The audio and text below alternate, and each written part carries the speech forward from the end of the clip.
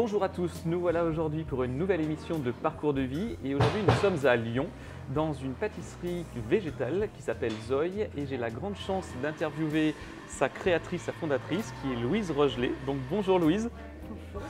Alors ça a été assez épique de te rencontrer parce que moi je connais ta pâtisserie depuis les débuts grâce à une amie qui m'y a emmené et c'est vraiment très très bon parce que tu crées des… Enfin on va y revenir, tu as fait un livre, tu crées des pâtisseries qui sont le fruit de ton imagination, tu adaptes des choses aussi qui existent en version que végétale et elles sont délicieuses vraiment. Et c'est quelque chose justement de cette vulgarisation du monde végétal auprès de tout un chacun est extrêmement intéressante. Et donc moi je suis venu régulièrement manger, puis je t'ai croisé 2-3 fois, mais toi tu es une bosseuse. Tu étais toujours en train de bosser de partout, donc c'est vrai que c'était compliqué. Je suis venu, je crois 2-3 fois, j'avais parlé à tes employés pour dire oui, je voudrais interviewer Louise. Et finalement, à un moment, je suis venu, je t'ai dit viens, il faut que tu passes à la caméra par rapport à tout ce que tu as monté. Et tu as dit oui, je te remercie beaucoup. Donc aujourd'hui, on va revenir sur tout ça. Et comment toi, tu définirais ce que tu as fait ou ce que tu es aujourd'hui? Waouh. Qu'est-ce que j'ai fait? J'ai créé un lieu, une pâtisserie, un salon de thé, un lieu de vie qui propose uniquement du végétal. Des pâtisseries, des créations, des individuels qu'on peut déguster sur place à emporter, des gâteaux un peu plus grand format pour les anniversaires, pour les événements. Voilà, des boissons pour se poser entre amis ou tout seul pour travailler. Voilà. On est dans un quartier assez cool, assez chouette. Donc j'aime bien penser que ça devient petit à petit un lieu de vie, de rencontre, de partage. Voilà. Mais c'est quelque chose d'énorme. En plus, tu as créé ça hyper jeune. Avant d'ouvrir la boutique, j'étais à la commune, donc c'est un incubateur de chefs qui m'a permis de tester mon concept pendant 1 an et demi. Donc techniquement, la société a été créée, j'avais 24-25 ans, j'étais sur la fin des 24. Waouh. Et donc pendant 1 an et demi, on était dans une échoppe, dans des espèces de halles, une espèce de food court. Et au bout d'1 an et demi, on a ouvert juste après le premier confinement du Covid. Qui est bon souvenir. La boutique. Donc en tout, ça fait 5 ans et des bonnes brouettes. Voilà. Et maintenant, j'ai 30 ans. C'est ce qui est cool. Ce qui est cool. Parce qu'il y a plein de trucs à faire, on va en reparler. Et surtout, tu as un parcours de vie qui est hyper intéressant. Alors, on va commencer à l'enfance, et justement tu viens d'une famille, on va dire, de fonctionnaires. Alors moi aussi je vois bien ce côté, tu vois, où l'entrepreneuriat c'est pas le truc qui naturellement te vient, parce que fonctionnaire. Mais donc toi tu nais où? Moi je suis née à Lyon, je suis née juste au-dessus, à la Croix-Rousse.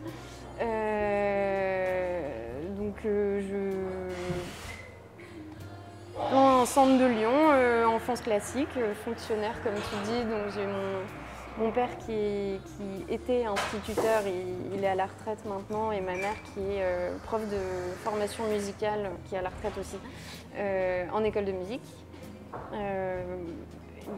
Voilà, éducation très classique, très culturelle. Mais tu les vois travailler justement en tant que fonctionnariat, c'est-à-dire que c'est dans des cadres en fait très… Enfin, structuré. En plus, tu me parlais de solfège tout à l'heure parce qu'effectivement, j'ai fait de la musique toi aussi et c'est vrai que c'est très carré quand même le fonctionnement. Alors, l'enfance jusqu'à 10 ans a été très carré, très intellectuelle, très première de la classe, voilà. Je les vois travailler, mais en même temps, j'ai pas encore l'âge d'avoir le recul de leur profession. C'est juste que c'est ce dans quoi je baigne, la musique. Mon père donc, était très lecture, culture, musée, voilà, et ma mère très musique, j'ai commencé le solfège à 6 ans à peu près. Classique. Voire avant, mais j'ai pas de souvenirs avant. Oui, très classique, et avec un frère, donc j'ai un grand frère,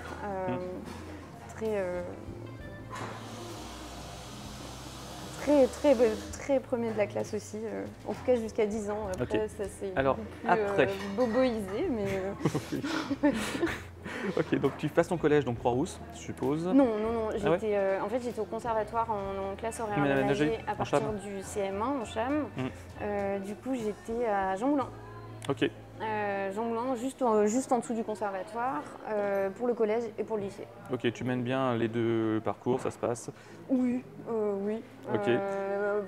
À partir de la 4e, je me rends compte que j'ai pas trop besoin de bosser pour avoir des notes correctes, donc je me détache un peu.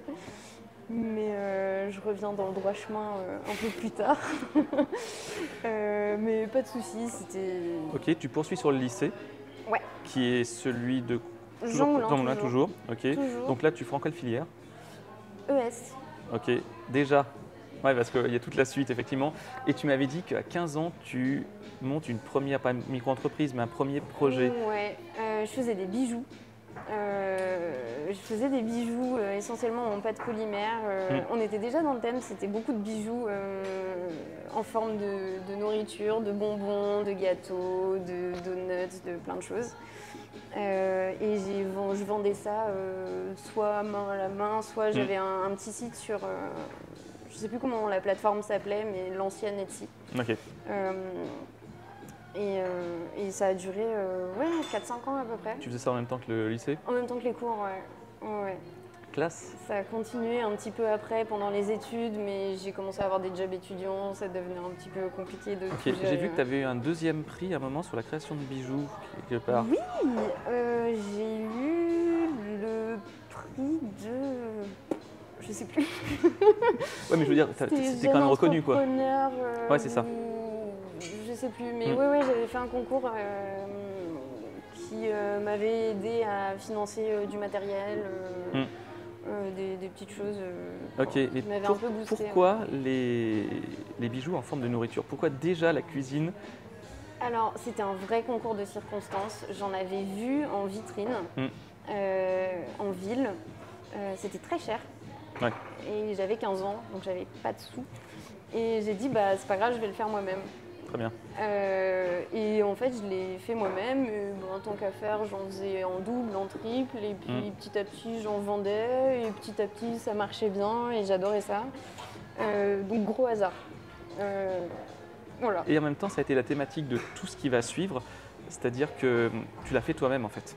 Oui. Et tu vois très bien où je veux en venir par rapport à ce que tu as créé. C'est-à-dire que tu as tout fait toi-même, tu as tout créé. Et on en reparlera pour l'EM, justement pour Centrale et l'EM, où effectivement tu as fait ton projet toi-même et tu n'en as pas démordu, c'est-à-dire que tu n'as rien lâché, quoi. Mais ça, c'est après. Donc tu finis ton lycée, ok, c'est nickel, c'est la fête. Maintenant, le basculement, tu fais quoi après? Dans la vraie vie. Et je rentre en école de communication marketing. Donc je commence un bachelor en 3 ans. Ouais. T'avais choisi comment? Salon de l'étudiant, l'école me plaisait bien, ça avait l'air chouette. Il y avait une filière journalisme. À l'époque, ça m'intéressait un petit peu. Ouais. Donc j'étais pas trop sûre et puis ça s'est super bien passé, ça me plaisait.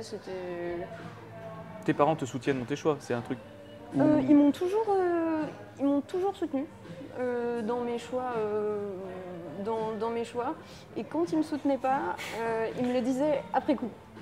C'est top, ça veut dire qu'ils te laissaient faire. Voilà, je sais que mon père n'était pas du tout fan que j'aille à l'EM Lyon. Parce que école publique, instituteur qui va à l'EM Lyon, on n'est pas sur quelque chose.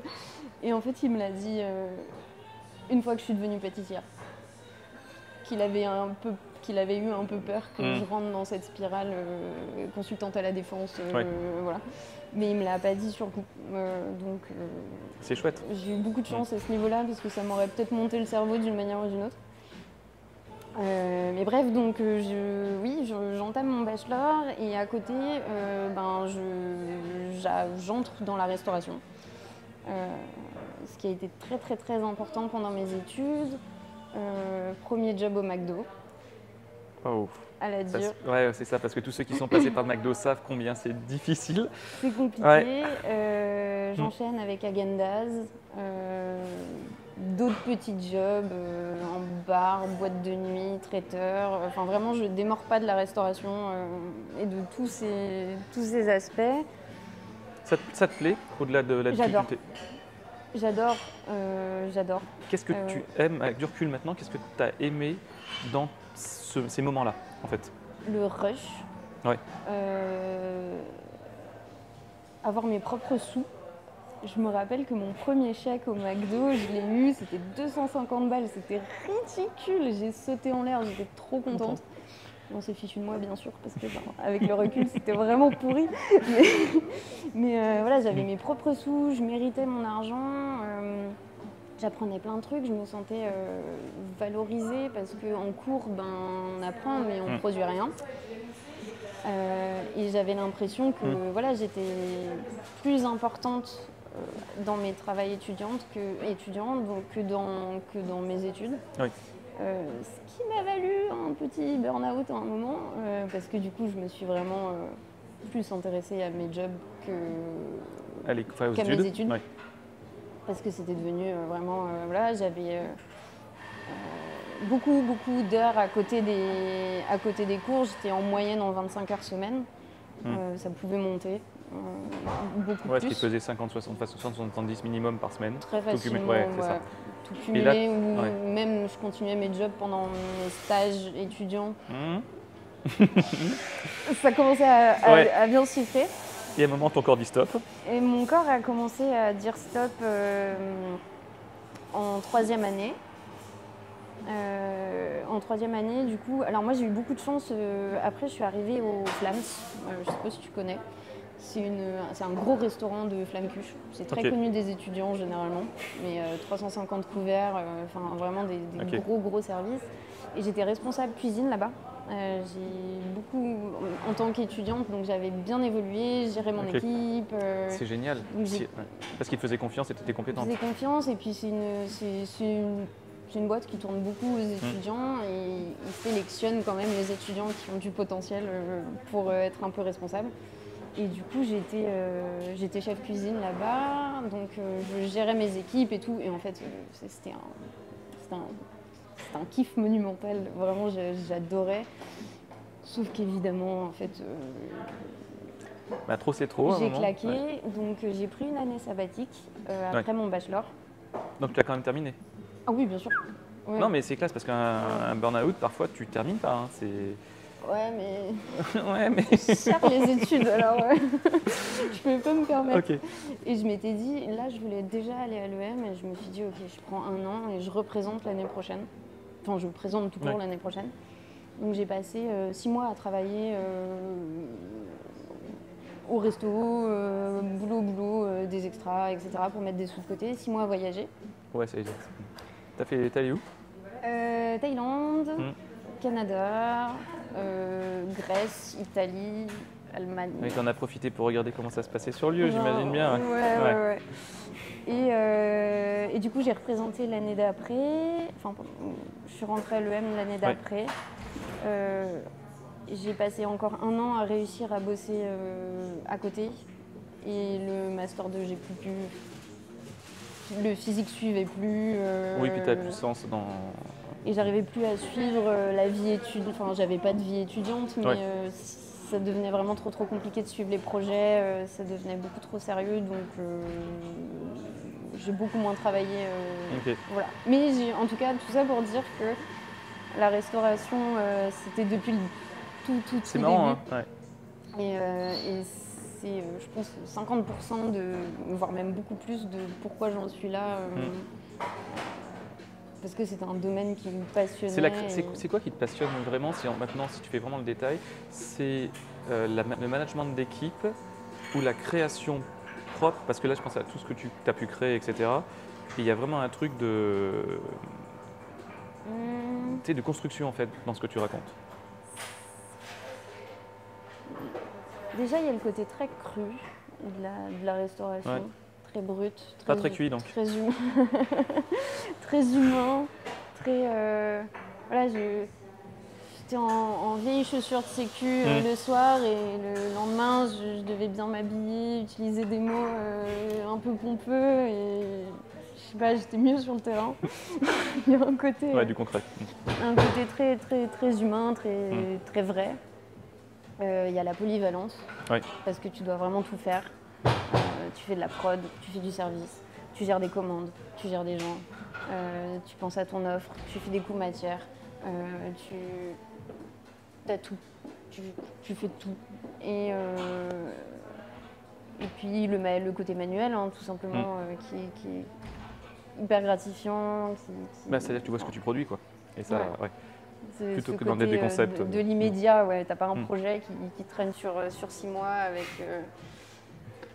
12 intermédiaires, ça me plaît beaucoup. Il y a un truc hyper important, c'est l'EM et Centrale, qui est ce double cursus, on peut dire, à un moment, parce que quand tu intègres l'EM, tu vas aussi intégrer Centrale à côté, donc l'école centrale de Lyon, qui forme des ingénieurs.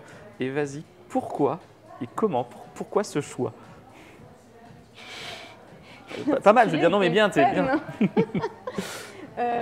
Alors j'étais dans le programme IDEA. Donc en effet avec l'EM et Centrale, IDEA c'est innovation, design, entrepreneuriat et art. J'aimais beaucoup ce côté multiple, parce que j'en parlais juste avant. Le côté entrepreneuriat, j'y tenais beaucoup. Il y avait le côté sécure quand même, c'est des bonnes écoles. Où je pouvais, il y avait d'autres choses, il y avait de la compta, il y avait de la gestion, il y avait plein de choses beaucoup plus concrètes. Mais il y avait ce côté un peu foufou, art, où je me suis dit, bon, je ne vais pas que rentrer dans une école prestigieuse, je vais quand même avoir un petit côté un peu plus créatif, ce qui était un peu obligatoire pour moi. Donc, ça me plaisait bien. Ça me plaisait bien. Et ils avaient ce côté gestion de projet aussi, où, alors ça commence à être vieux, c'était il y a plus de 6 ans. Mais par exemple, la première année était scindée en 4 projets. Les 2 premiers mois, on avait un projet, il fallait qu'on crée de mémoire une paire de lunettes. Donc on allait la faire dans le Fab Lab, il fallait qu'on prenne nos codes, qu'on fasse nos impressions en 3D pour les charnières, etc. Mais il fallait aussi qu'on fasse notre logo, qu'on lui trouve un nom, qu'on le vende. Il y avait vraiment tout cet aspect et entrepreneurial, et artistique, et créatif, et très carré quand même. La deuxième, il fallait qu'on construise une structure pour la Fête des Lumières. Là, c'était très très barré, très abstrait, mais en même temps, on devait faire la structure, programmer notre Arduino, faire... donc tu as programmé, tu as fait plein de trucs. Ouais, ça mêlait les deux, et c'était vraiment vraiment cool de pouvoir avoir ce mix, en fait. Ce mix, et je trouve que c'est rare d'avoir un programme éducatif qui puisse te permettre d'exploiter les plusieurs pans de ta personnalité. Souvent, on va te dire, non, tu es comme ça maintenant, tu fais que de la compta, ou tu fais que ça, ou tu es que créatif. Et là, il y avait vraiment les deux, et je trouvais ça trop chouette. Ah mais vraiment. J'ai eu beaucoup de chance. C'est un programme qui n'existe plus, je crois. Alors j'ai vu qu'il y avait des formations IDEA aussi, alors je sais pas si ça n'a pas été développé en MOOC, tu vois, à côté. Notamment, je pense, parce qu'elle coûtait très très cher, cette formation, à l'État. On dépendait des subventions encore. Et au final, pour ce qui nous était donné, c'était dingue. La première année, on avait une maison à part avec notre Fab Lab personnel, presque. Enfin, c'était dingue. Ah mais formidable expérience. Ouais. Donc tu termines ton cursus EM Centrale. Et on va arriver à Zoï là, doucement. Parce qu'à un moment à l'EM, tu me dis, vous avez un moment où il faut présenter un projet. Deuxième année, ouais. C'est ça. Et là, deuxième année, tu choisis entre le stage et l'entrepreneuriat. Au début, je choisis le stage parce que j'ai besoin d'argent. Ok, ça marche. Je pensais pas, je pensais que tu me répondrais directement à l'entrepreneuriat. Non, il fallait que je mange. Non, j'avais besoin de sous vraiment parce que je pouvais plus bosser. Enfin, je pouvais plus. Et j'avais réduit mes heures en restaurant, donc il fallait que je des sous. Et je sais pas, j'ai eu une absence. Ils faisaient des job dating, donc tu choisissais pas vraiment ton stage. C'était des entreprises qui venaient et tu avais le choix entre, je sais plus, une quinzaine d'entreprises, bref. je sais pas, le monsieur qui a pitché, il était vachement cool. Je me suis dit, allez, j'y vais. Et en fait, la boîte, elle s'appelait Carpaccio. Je crois que ça n'a jamais vu le jour, ils étaient en incubation. Et en fait, ils développaient un programme pour faire de l'analyse de cerveau. Ce que je n'avais pas compris, c'est que du coup, ça impliquait qu'ils découpaient des souris. Et moi, c'est pas mon... C'est pas ton kiff, non? C'est pas mon truc. Ouais. Et du coup, quand j'ai compris ça, j'ai fait Dis non, je fais pas du tout. Et du coup, à ce moment-là, il n'y avait plus de choix. Il n'y avait plus d'autres entreprises de libre. J'ai fait bon, bah, go. Entrepreneuriat. Et en une semaine, il a fallu que je convainque mes profs que je voulais passer en entrepreneuriat. Normalement, c'était trop tard. Tu étais censé avoir un projet, déjà quand même une thématique, quelque chose. Et que je trouve donc mon sujet. Et j'ai dit, qu'est-ce que... Voilà, moi j'étais végane depuis 3-4 ans. 3 ans, je pense, à peu près. Et j'ai dit, bon, bah, innovation culinaire, végétale, on est dans le thème de l'innovation. La bouffe, je commence à bien poncer le sujet. Et puis le végétal, c'est ce que je suis aujourd'hui et je connais le projet aussi. Et c'est accepté. Et du coup, là, j'ai pu me focal dessus. Et petit à petit, en 6 mois, du coup, Zoï. Comment ça a été accepté comment c'était reçu quand tu leur as émis le projet? Très mal. Pourquoi? Très mal. Alors, le directeur du programme trouvait ça cool. En revanche, mes profs trouvaient ça pas si innovant que ça. Le véganisme, on n'en parle pas, c'était un sujet assez ridicule pour eux. Ça ne matchait pas forcément avec le concept du programme. Ils étaient très axés design thinking, une méthode d'innovation. Alors si c'est toujours bon d'expliquer parce que comment tu la définirais toi? Encore une fois, ça fait longtemps que je n'ai pas touché au sujet. Dans une phrase simple, toi. Wow. Je pense que je suis un peu comme toi. Moi, je me rappelle du résultat, mais pas forcément de comment on y arrive. C'est ça, ouais. C'est la manière de concevoir. Ouais, une manière d'innover via plusieurs outils. Donc, il y a.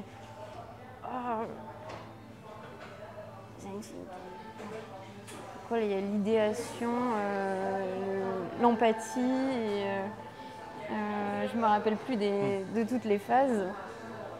Mais elle coule pas. Non, c'est pas un problème. En gros, voilà, c'est un outil d'innovation qui utilise l'empathie. Donc, on va directement voir les gens pour trouver des problèmes et voir comment on va pouvoir proposer des solutions. Proposer des solutions et proposer un nouvel objet, un nouveau concept, un nouveau service pour pallier à ce problème-là. Donc, ils étaient très axés design thinking très. Forcément. Et ils aimaient pas trop. Qui, moi, à l'époque, me paraissait un peu incongru parce que, en vrai, dans le végétal, il y a 5 ans, 6, du coup, en fait, il y avait des problèmes. On n'avait pas il n'y avait pas d'option, il n'y avait rien, c'était pas du tout démocratisé. Ce qui était disponible, c'était trop cher. Impossible de trouver un gâteau pour ton anniversaire, impossible de trouver une bûche pour Noël, impossible de trouver une galette, impossible de ramener des gâteaux le dimanche. En fait, il y avait une vraie demande. Alors, on n'était pas sur un projet ultra technologique, ultra impressionnant, mais on était sur un sujet qui était concret et où il y avait une porte ouverte. Clairement, il y avait des choses à faire. Mais bon. Ok, donc ça attend, mais tu as posé ton truc. Voilà. Et du coup, en 6 mois, j'ai fait les études classiques de marché, j'ai interrogé plein de gens, j'ai commencé à créer entre guillemets une carte, à faire des tests dans ma cuisine. Wow. J'ai fait le business plan, j'ai fait le logo, j'ai trouvé le nom. Grosso merdo, quand j'ai fini mon master 2, il y avait tout. Ouais. il y avait tout. Il manquait juste un CAP. Bah, c'est ce qu'on va faire. Mais en même temps, c'est hyper important. Ça peut servir. Ça peut servir. Et le truc, donc on parlera peut-être vegan après, mais c'est un mode de vie qui est respectueux effectivement du monde animal, hein, clairement. Aujourd'hui, c'est une question qui se pose vraiment pour une évolution à peu près tranquille de l'humanité, parce que sinon, ça va être problématique. La manière dont tu vas présenter est aussi, je pense, mais tu m'en as parlé, qu'elle est aussi liée à ce que tu as vécu dans le milieu de la scène, enfin, c'est-à-dire quand tu faisais de la musique, c'est-à-dire aussi du côté lyrique, parce que tu as un pan de ton éducation qui rentre dans le lyrique, c'est-à-dire le chant lyrique, où tu as fait quand même pas mal de scènes. Et il me semble que ça t'a vraiment aidé. Enfin, je crois que tu me disais que la posture. Ça m'a aidé pour la posture, mais jusqu'à très tard. Oui. J'étais quand même... alors, c'est un sujet à part, mais très mal dans ma peau. Et du coup, faire des oraux, défendre ma cause, etc., j'étais quand même vraiment pas à l'aise. Devant un amphi, devant des profs qui de base sont pas forcément très contents de te voir, c'est un peu compliqué. Donc ça m'a aidé, oui et non, parce que j'étais terrorisée vraiment. J'ai été. Mais ce qui est bien, c'est que dès que je suis sortie de ce cursus éducatif, en fait, à l'inverse, j'ai été extrêmement bien reçue par tous les autres. Le banquier, le comptable, la commune, les clients, tout le monde disait que c'était génial, quoi. C'était hyper innovant, que c'était trop cool, que ça sortait de l'ordinaire. Ouais. Après, je me suis pointée à la banque avec mes petits gâteaux. Bonjour, je veux des sous. Mais c'est ça. Mais avant les sous, il y a le CAP dont tu me parlais. Et alors, comment tu le passes? Parce que là, tu es en... En un an. Ok. En un an, je passe ma soutenance de Master 2, on va dire, le 18 septembre. Et le 2 octobre, je suis en CAP. Comment ça se passe? En combien de temps tu le fais et comment? En un an. Respect. Quand tu as déjà le bac, tu peux passer un CAP un peu plus rapidement. Ok. Parce qu'il te skip les matières principales, français, histoire, géo, anglais, machin, t'as pas à le faire. Donc en un an, j'enchaîne vraiment Master 2 et CAP. Tu le fais en quel lieu? Enfin, tu fais comment? Je monte à Paris. Ok. Nickel. Je monte à Paris pour le CAP. Déjà parce que je pensais que j'aurais plus de chances d'avoir un stage intéressant là-bas. Oui. Avec des maisons un peu plus grosses, un peu plus créatives aussi. Enfin voilà. Parce que j'avais envie de changer de ville. Ok. J'avais envie de me focus vraiment là-dessus. Et je pense que c'est la première fois où vraiment j'étais étudiante à part entière et où ça te plaisait? Enfin, tu mariais les vrais trucs de le reste. Ça m'a changé. Ouais. Donc ça, c'était chouette. Et puis voilà, c'était un CAP en école publique normale. Que tu valides très bien. Que je valide, que tout va bien, c'était génial. C'était une classe d'adultes, hein, donc ça crée des liens qui sont vraiment chouettes. Donc gros rythme, hein, et puis en fait je rentre à Lyon directement après mon CAP. Ok. Et je me dis je vais trouver du boulot parce que toujours le même, faut des sous. J'ai du mal à trouver parce que alors je pense c'est que voilà, je pense que je suis trop vieille pour une débutante entre guillemets. Ok. Je fais l'erreur de mettre mon CV complet, master, machin, pour trouver un job d'ouvrière. Oui, ok, j'ai compris. Avec le recul maintenant, je me dirais trop de caractère. Mais à l'époque, trop diplômé. Je me dis, je vais tout mettre, je vais faire ça bien. Et du coup, j'ai du mal à trouver. Enfin, j'ai du mal, je mets 2-3 semaines, mais pour moi, c'est pas habituel. Et je trouve un truc où je me fais virer au bout de 4 jours. Alors, j'avais préparé aussi ma lettre de DEM. Ça s'est très mal passé. Ok. Avec la gérante, je pense que voilà, ça n'allait pas du tout. Et du coup, je me retrouve vraiment à me dire, je suis vraiment mal, j'ai pas de chômage, j'ai rien du tout. Que faire? J'étais à 2 doigts de me dire, je vais retourner faire des flammes-cuches ou j'en sais rien. Ou je vais trouver un vrai travail. C'est terrible. Avec mon diplôme, voilà. Et en fait, là, j'ai une ancienne collègue du restaurant dans lequel je bossais qui me dit je suis à la commune, moi je teste mon truc, ils cherchent des gens. Viens. Alors toi, bien évidemment. 3 semaines plus tard, la boîte elle était créée. 2 mois plus tard, je commençais et voilà. Et comment c'est Gerland ou c'est Confluence C'est ni l'un ni l'autre. Ouais, c'est entre les deux. C'est avant Gerland. C'est ça. Il me semble, il y a une grande hall. C'est plus Jean Massé en vrai. Ouais, ok, c'est Jean Massé. Et comment ça se passe au niveau clientèle, vu que tu commences à faire tes expérimentations de pâtisserie végétale vraiment à vendre, quels sont tes retours? Très bien. Alors déjà, je suis très aidée à l'époque. Je suis toute seule. Je fais 40 kilos toute mouillée parce que je bosse 95 heures par semaine. J'ai des cernes jusque-là. Le premier qui me dit un truc négatif, même pas moi, t'as l'intégralité des autres collègues qui viennent pour les casser la gueule. Vraiment, j'étais tellement au bout du bout que t'avais pas le droit d'être négatif avec moi. Pas envisageable, tu vois. C'était pas cool, j'étais au bord des larmes H24. Tu bosses énormément. Mais du coup, les retours sont vraiment, vraiment top. Les gens sont super contents. Je suis en rupture tous les jours. Ça se passe super bien. Au début, j'ai 4 choix de gâteaux, un truc comme ça. Ma vitrine, elle fait peine. Et puis, au bout de 6 mois, on commence à vraiment avoir une belle vitrine. J'ai embauché ma première vendeuse en mi-temps pour m'aider sur les services du soir. J'ai ma première stagiaire, ça commence à... Ouais, c'est bien. Voilà. Et petit à petit, la commune, c'était beaucoup d'habitués quand même, donc beaucoup de gens qui font parler, et ça vient tout seul, donc c'est quand même plutôt pas mal. Et c'est une aventure très fatigante, mais c'était incroyable. On a la chance de bosser avec d'autres restaurateurs, d'autres entrepreneurs. Et qu'est-ce qu'ils en pensent? Parce que toi, tu es aligné par rapport à tes valeurs de défense, de la cause animale. Et qu'est-ce qu'ils en pensent de ce choix, justement, du végétalisme, c'est-à-dire d'innover et de travailler sur la pâtisserie végétale? Alors, comme ici, en fait, je ne le vendais pas trop, que c'était végétal. Ouais, parce que toi, c'est génial ici.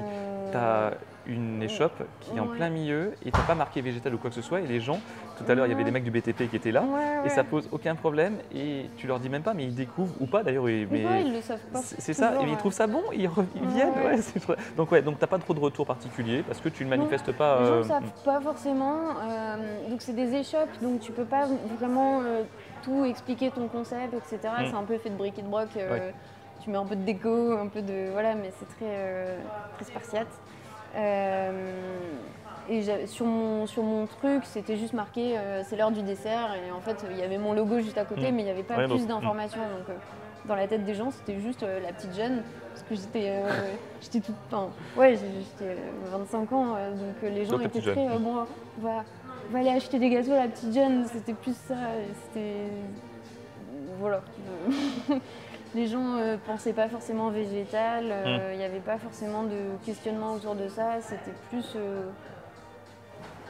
Il me semble que j'ai une amie qui m'avait emmené à l'époque aussi, qui m'a dit viens, il y a une première pâtisserie qui s'est ouverte, il faut absolument que tu viennes voir. Et parce qu'elle était en transition elle aussi, et c'est pour ça, et maintenant je me remets en mort, c'est pas ici, c'est là-bas, c'est à la commune. Ouais, c'était tout début, enfin tout début, ça a quand même duré 1 an et demi. Mais Et au bout d'1 an et demi, c'est parce que tu décides de fonder Zoï ici ou parce que tu as d'autres événements? Non, en fait, là-bas tu peux pas rester indéfiniment. Normalement c'était plus des bails d'1 an, mais en pâtisserie, comme c'est des tickets un peu plus petit, etc. Le temps de te forger une trésorerie, le temps de prendre tes marques, etc. Ça prenait un peu plus de temps, donc 1 an et demi. Et en fait, j'ai trouvé le local tout poil. T'as prospecté t'avais stratégisé pour être à Croix-Rousse en plein milieu là?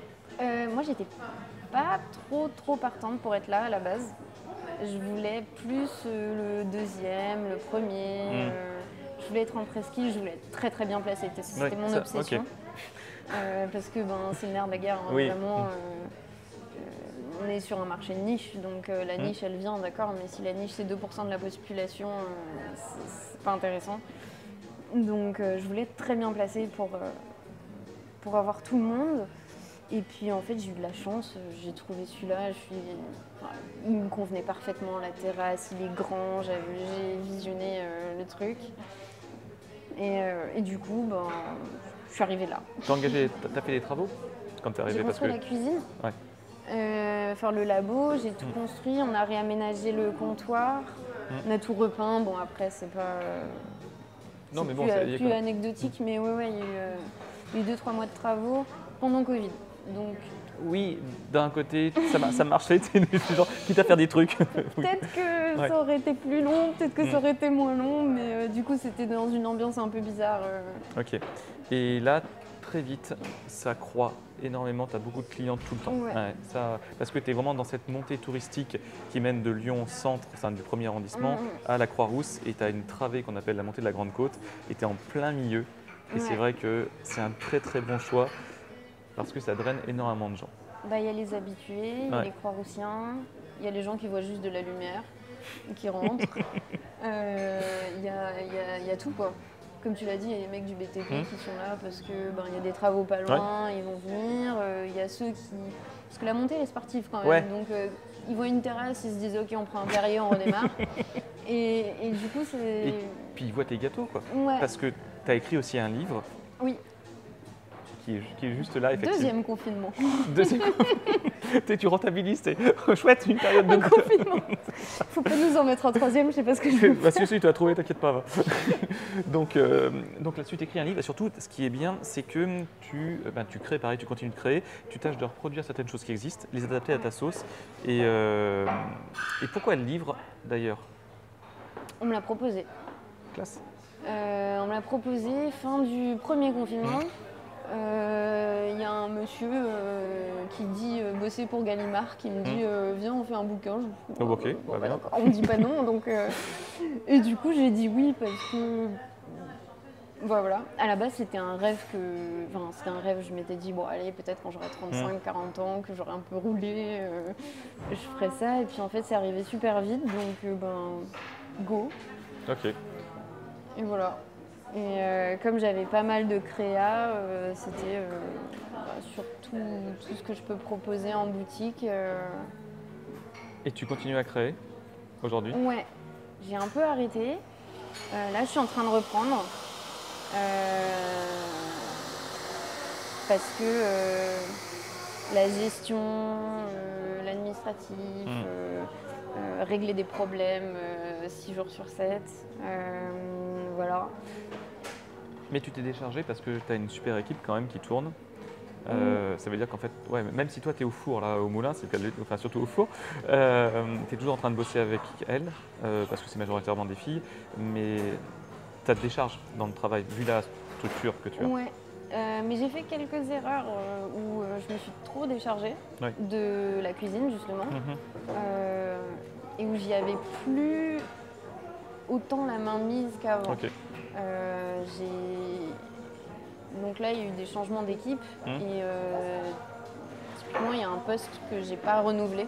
Okay. Et en fait, là, ça a tout changé parce que